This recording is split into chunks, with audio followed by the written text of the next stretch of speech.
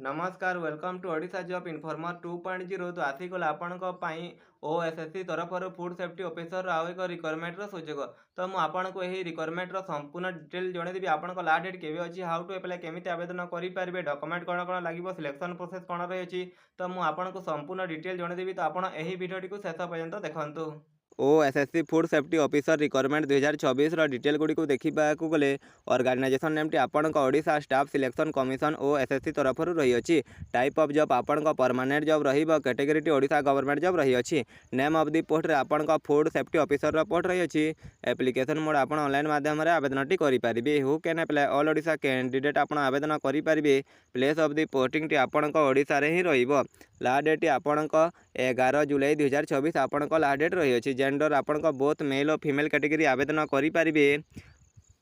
OSSC food safety officer requirement eligibility criteria देखा गले आपंक एजुकेशनल क्वालिफिकेशन रे candidate apply for OSSC FSO post रे आपण जेकोसी डिग्री टी करथिबे food technology dairy technology biotechnology oil technology agriculture science veterinary science किंबा बायोकेमिस्ट्री किंबा माइक्रोबायोलॉजी किंबा आपण केमिस्ट्री और मेडिसिन रे जेकोसी डिग्री टी करथिबे ताले आपण आवेदन करि परिबे। ता सहित आपण कंप्यूटर नॉलेज थिबा दरकार ताले आपण आवेदन टी करि परिबे। OSSC food safety officer requirement 2024 vacancy detail गुड़ी को देखा गले यूआर कैटेगरी रे आपन 36 टी पोस्ट अच्छी एससी बीसी रे 13 टी पोस्ट अच्छी एससी रे 16 टी पोस्ट अच्छी एसटी रे 19 टी पोस्ट अच्छी टोटाल आपन रिक्वायरमेंट रे 84 टी पोस्ट रही अछि। यदि आपन एलिजिबल होथिबे ताले आपन आवेदन करि परिबे। एज लिमिट देखा गले आपन रिक्वायरमेंट रे मिनिमम एज आपन 21 वर्ष रही अछि और मैक्सिमम एज आपन 42 वर्ष रही अछि। एज रिलैक्सेशन एज पर गवर्नमेंट हिसाब रे जदि आपन ओबीसी हेथिबे ताले आपन 3 वर्षर एज रिलैक्सेशन दिया जिवो। एसटी एससी पीडब्ल्यूडी हेतिले 5 वर्षर एज रिलैक्सेशन दिया जिवो। एक्स सर्विसमैन हेतिले आपन 5 वर्षर एज रिलैक्सेशन दिया जिवो और आपन पीडब्ल्यूडी एसटी एससी हेतिले आपन 15 वर्षर एज रिलैक्सेशन टी दिया जिवो।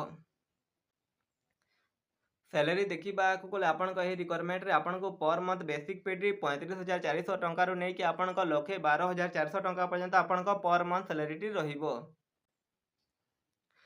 सिलेक्शन प्रोसेस गुड़ी को देखा गले आपन रिक्वायरमेंट रे प्रथम आपन प्रिलिमिनारी एग्जाम टी हम क्वालिफाई कर सारा पर आपन मेन एग्जाम हम मेन एग्जाम टी को क्वालिफाई कर सारा पर आपन कंप्यूटर स्किल टेस्ट हम ता क्वालिफाई कर सारा पर आपन डॉक्यूमेंट वेरिफिकेशन हम आपन फाइनल सिलेक्शन टी पाई परिबे। एप्लिकेशन फी गुड़ी को देखा गले आपन रिक्वायरमेंट रे आपन कैटेगरी वाइज एप्लिकेशन फी टी रही अछि। तो आपन जनरल कैटेगरी हेतिबे ताले आपन ठारू 500 टंका एप्लिकेशन फी लागिबो। ईबीसी कैटेगरी हेतिले 500 टंका एप्लिकेशन फी लागिबो। ओबीसी कैटेगरी हेतिले 500 टंका एप्लिकेशन फी लागिबो। पीडब्ल्यूबीडी कैटेगरी हेतिले फ्री रे आवेदन करि परिबे। एसटी एससी कैटेगरी हेतिले आपन फ्री रे आवेदन टी करि परिबे। OSSC food safety officer requirement 2024 important document गुड़ी को देखा गले आपन दशम सर्टिफिकेट मार्कशीट लेब ताहा देबे। प्लस टू सर्टिफिकेट मार्कशीट लेब अपन ताहा देबे। ग्रेजुएशन सर्टिफिकेट मार्कशीट लेब अपन ताहा देबे। आपन कैटेगरी वाइज का सर्टिफिकेट लाइब ताहा देबे। आधार कार्ड लाइब अपन ताहा देबे। रेसिडेंट सर्टिफिकेट लाइब अपन ताहा देबे। सिग्नेचर को स्कान करके अपलोड करेंगे। Self attested passport size photograph लाइब अपन ताहा देबे। और आपन रिक्वायरमेंट इंपोर्टेंट डेट देखा गले आपन रजिस्ट्रेशन टी आपन 9 जून 2024 अप्लाई स्टार्ट हो जाए। आपण रजिस्ट्रेशन लास्ट डेट 8 जुलाई 2024 रही है। अप्लाई टी आपण 9 जून रो स्टार्ट जाइए। लास्ट डेट आपण 11 जुलाई 2024 रही है। आपण एही दिन पर्यंत आवेदन टी करि परिबे। रिक्वायरमेंट ऑफिशियल पीडीएफ टी टेलीग्राम ग्रुप रे अपलोड कर देबी। तो आपन डिस्क्रिप्शन टी को विजिट करके आपन टेलीग्राम ग्रुप टी को जॉइन करके official notification PDF T download करके आपन आवेदन टी करि परिबे। आपन को ए वीडियो रे किछि इन्फॉर्मेशन मिली तो ताले आपन ए वीडियो टी को लाइक करके आम चैनल टी को सब्सक्राइब कर देबे। रहूची धन्यवाद।